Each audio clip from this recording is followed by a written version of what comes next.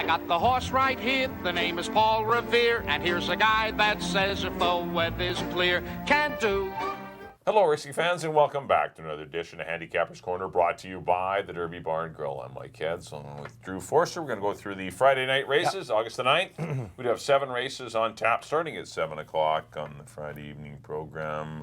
We do apologize that this is coming up on Thursday. We tried to do this yesterday on Wednesday. We did have some technical difficulties. Couldn't be done. We couldn't do it. They couldn't do it. Some of our equipment wasn't acting a little finicky, so we are back today. Next week we will try and get Fridays done on Wednesdays for sure. And this is our first card, we should mention, since BC Cup Day, which was an absolute success. Oh, what a great day. Last Monday.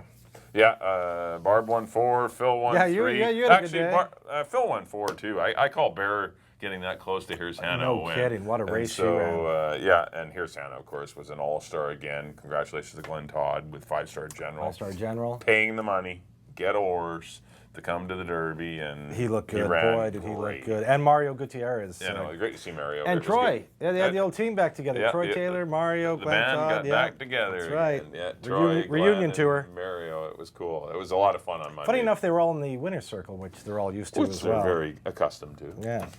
Okay, you can kick off. As Mike was mentioning, 7 races on the Friday night card. It kicks off with a 4,000 non-2, 3-and-up Colts and Geldings, field of 7. I went to the 6-year Buzios out of the Terry Clyde barn. Terry quietly having a very good year, batting 20%. She's won 10 races. I just feel this guy's ready for a breakthrough. He was up in those 3-year-old races with Indicative, Trooping Online, those 12-5s. Took the drop down to 4,000 non-2 last time. Ran an okay race. Jose Asensio gets back aboard. His best race this year was with Jose Asensio aboard, who's going to get some more announced now with Enrique Gonzalez is gone. His father passed away. Jock Colony's just been devastated the last few weeks. So you will see a few different names. Sarmentio. Rigo Sarmentio. Sarmentio from Alberta is looking like he's going to stick around for a while. And as I mentioned, Jose Asensio, he's going to get a better opportunity. Buzios for me, I put Buck in the second spot. He was just a half length ahead of Buzios last time. I'm hoping Buzios can turn the tables on him. And I threw in Horst, another one to be respected, and here he comes out of that, another Guinness. It's in command race. But I thought the Cyclone Dan race was tougher, so I took the 2 out of there in my top 2. I went 6-5-3. I got one word to say, next. I have the same 3 horses, 6, 5, and 3. Buzios, tough trip last time, wide. Buck did defeat him, but Buck had a little bit better trip. And Horst, this horse can win as well. I mean, they're very comparable in ability.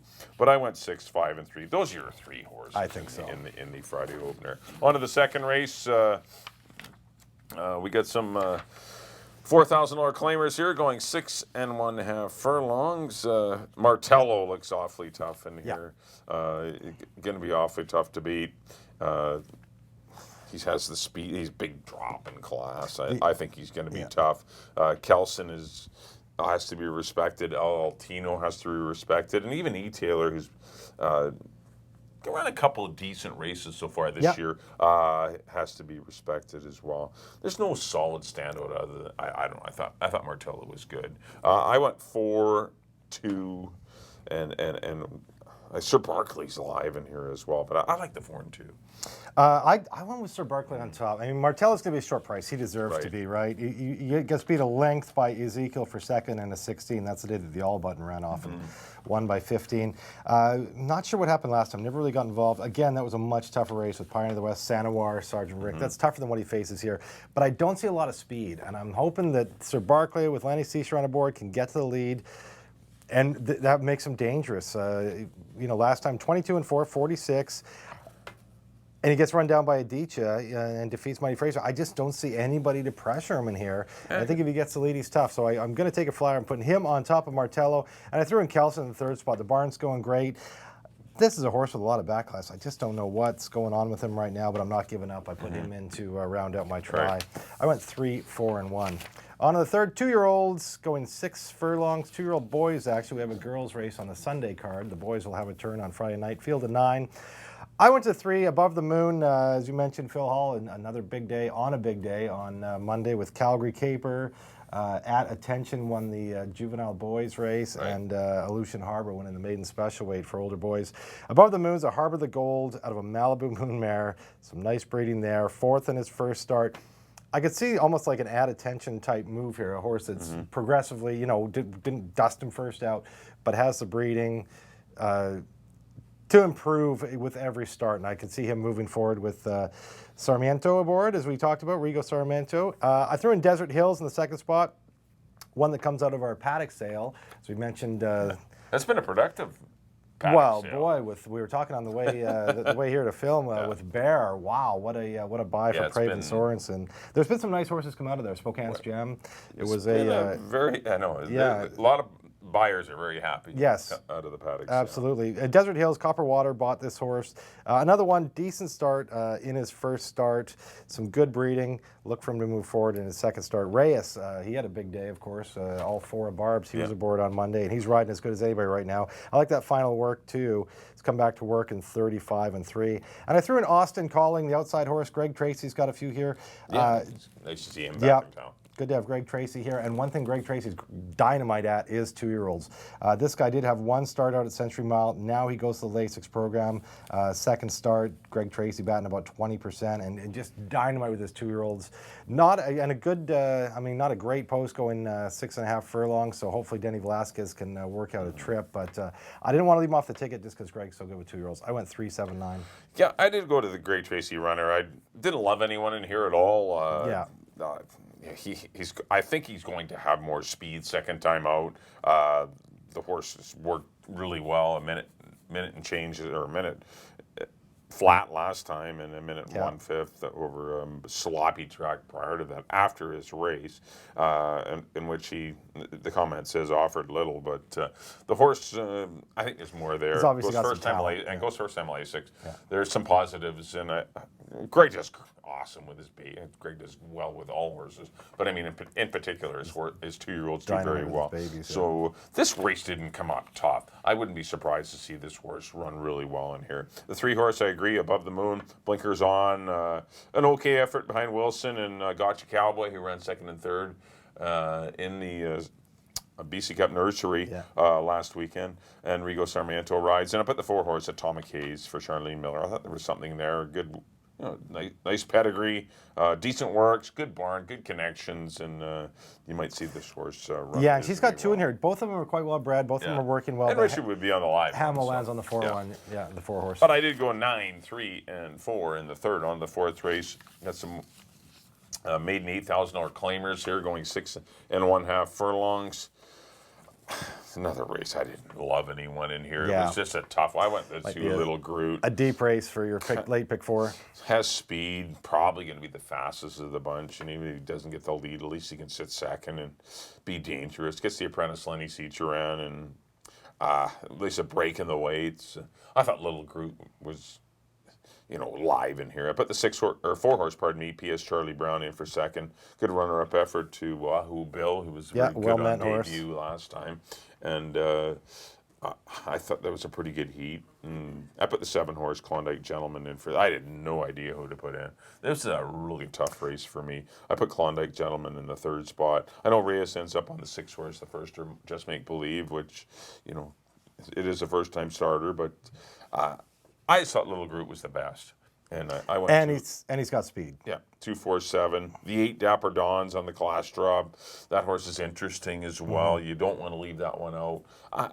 Brandon's Legacy. It's a tough, competitive, well-matched group where it's tough to extract. Tough to really land on anybody. I love this horse. Yeah. I absolutely am gonna, love this particular horse. But I'm gonna go 2-4-7. I agree with Little Groot. Goes to the Mark Kluche barn, a high percentage barn. Lenny Seacharan's riding well right now. He's in light. He's got speed. I'm with you on Little Groot. I put Just Make Believe. Barb's horse in for second. Barb's, Bennett's, Reyes. They're too hot right now to ignore. Doing well. And it's a first-time starter too, and there's a lot of horses in here that have not shown a lot to kick off their career. So I thought maybe a first-time starter out of a hot barn. It's a tough handicapping assignment, this one. It is. It's a head-scratcher. Another one you want to go to the paddock. This might be an all-button race. I put him in for a second, and I agree. PS Charlie Brown, a good second behind Wahoo Bill, who was a well-meant horse last time. So I put him in for third. 2-6-4 for me in the 4th. On to the 5th.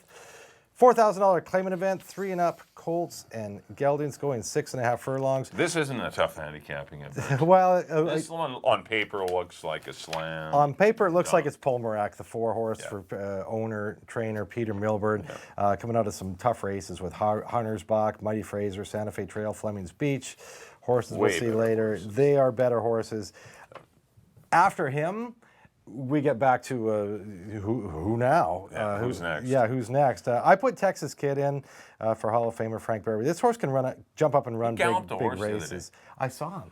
76 years old or whatever, 76, 77, yeah, galloping a horse. Yeah. He was galloping one of Somebody's, his own horses. So cool. Somebody put it on Facebook. I think Edgar put it on Facebook. I saw that. Yeah, I was like, here's just got the Avelino Gomez Award. He's got every award there is, Frank. He's BC Hall of Fame, Canadian Hall of Fame, and Gallop Boy Hall of Fame now, too. He's in the Mike and Drew Hall of Fame, You too. got We that right. love Uncle Frank. He's the greatest. Hats off. But yeah, galloping horse the other day, which is so cool. That is awesome. That's great. So I put him in for second. Maybe he was galloping Texas Kid. Maybe he wasn't. It wasn't a great one. Maybe he's got him going the right way. I put Texas Kid in for second. I threw in Halloween Queen for Maben in for third. This is another one. She needs to get back on track. Maybe here in a not a great field of boys, she can do it. So I threw her in for third. I went 4-5-3. I have the same 3 horses, Drew. I agree. Polmerac should win by a mile. Then for the spoils, after that, it's Texas Kid and Halloween Queen. I agree. There could be a little El Diamante in there. It's 4-5-3 for me in the 5th. On the 6th race, we got some 6250 older horses going a mile in the 16th. We do kick off the late daily double. I went to the 3 transplant. I like the inside 3 horses, 1, 2, 3. Those are the ones I like. I went transplant on top just because this one might have the best speed of the bunch. And there's not a lot of speed in here. The 4 doesn't have speed. The 5 doesn't. 6, 7, 8. There's not a lot. Or the 8 can maybe pressure the pace a little bit. Salzburg maybe going long, but does have blinkers off. But I thought Transplant was going to get a good trip in here. The 1 horse of ditches should be in the pocket right behind the leaders. Was recently claimed, and a nice win for Steve Byrne last time. The horse ran a great race in 118 and looked the part. It was an easier event, but things are tougher. But this horse has won at this level in the past. And I put Gimme Some Slack, who was also claimed by Jim Brown, running right back for the 6250 after claiming him off Terry Clyde. And he's live, but the Model 16th isn't something new for him. Yeah, which is the only reason I didn't fall a little more in love with him. But I went 3, 1, and 2. I actually went to Adicha. He's always hot. I've always liked this horse. Nice. And again, barn is hot. First off the claim, and he fits well in here. He's run. This year he's run for 6250 a couple times. He ran second behind Metal Magic, who we saw jump up and win for 16 the other day. Third behind Brother Rod and Optic. He's live in here. I put in Santa Fe Trail. He's alive. He's had a good year so far, and he goes long, and this is what he's best at. The one time he went long this year, he won his non-winners of the year. He's ran 5 times this year, all 5 of them in the money. He's got a win, a second, and 3 thirds, and I think he's live in here. I threw in Fleming's Beach for owner-trainer Phil Hull, another, obviously, dynamite barn here. He batted almost 30%. Very good off the claim, 44% first off the claim. Another horse that can get the distance. He's won 12 of 55 lifetime. 5 of those were going a mile 16th, and he gets Richard Hamlin. I went 1, 7, and 5 in a race that you might want to have a few in the 6th as well. On to the 7th and final of the night. Fillies and Mares, maiden 4. This race, I think, is all down on the rail. Yeah, it's the inside. 1, 2, 3. I went to the 3 Playgirl Pixie for Mark Cluche. Just got beat a neck last time by Sunspa. Sunspa had been knocking on the door, looking like she was going to win a race, and she just caught Playgirl Pixie last time. Bad Girl's another one. Got beat by Pajamas last time. Before that, Bombay. Since Steve Henson's claimed her, she's had 2 seconds in a row, and another one that, 7 starts, 5 of them second and third, and she's going to break her maiden one of these days. It could be today. Yep. And 4 to win, the John Snow horse. Went long last time. The race before that only got beat a half by Doodle Door. She's back sprinting with Lenny Seisher on aboard. I went 3, 1, 2. I have the same 3 horses in that order. There's not much between them. They could be 1, 2, 3, 2, 1, 3. Yeah, they're all interchangeable. I'll have all 3 of them on my pick pick 4 4 ticket. I think, miles better than the 4, 5, 6, 7, 8. Yeah. And it should be one of those 3 horses wins the race. I went Playgirl Pixie Looks like they have the best speed. Should be able to get to the front Yeah. and be pretty dangerous. Bad Girl for second. 4 to 1 for third. That'll do it for our analysis of the Friday night program at Hastings. Next up on screen will be a quick recap of our selection. Back in race number 1, I did go to the 6 horse. Buzio is going to go 6, 5, and 3. And Drew and I agree in that one. Second race went to the 4, Martello, going to go 4, 2, and 6. Race number 3 went to the 9, Austin Calling, going to go 9, 3, and 4. A tough 2-year-old meat allowance race. Race number 4, the 2, Little Groot, should be awfully tough. 2, 4, and 7. Race number 5 went to the 4, Palmerac, probably the best bet of the day, the most likely winner anyway. Not going to get a lot of return on that one, but definitely the best, most likely winner on the day. I went 4, 5, and 3. Race number 6, I went to the 3, Transplant, over the 1, Aditya, and the 2, Give Me Some Slack. In the finale, I went to the 3, Playgirl Pixie. I'm going to go 3, 1, and 2. On my picks, as Mike mentioned, back in the first, we agree on number 6, Buzios, over the 3 and the 5. The second, I went to Harold Barraby's horse, number 3, Sir Barclay. I picked Harold to win one a few weeks ago on the lead, and he got it done for me. I'm hoping Yes, Sir Barclay, Peyton's best. Hoping Sir Barclay can do the same trick over the 4, Martello, and the 1, Kelson. The third race, the baby race, I went to the 3, Above the Moon, over the 7 and the 9. The fourth, number 2, Little Groot, looks tough over the 6 and the 4. In the fifth, I agree with Mike. This looks like probably your best bet of the day. Number 4, Polmerac, over the 5 and the 3. In the sixth, I like the 1, Aditya, over the 7 and the 5. And on the nightcap, I agree with Mike on the 3, Playgirl Pixie, over the 1, Bad Girl, and the 2, 4 to win. But I will have all 3 on my late pick 4 ticket. Well, that'll do it for the Friday night edition of Handicapper's Corner. A reminder that we have no live racing on Saturday. We'll be racing on Sunday this week. First race at 1:50. We do have 8 races for you on this Sunday afternoon program. On behalf of Drew, thanks for everyone for tuning in. We'll see you next time here on Handicapper's Corner at the Derby Bar and Grill.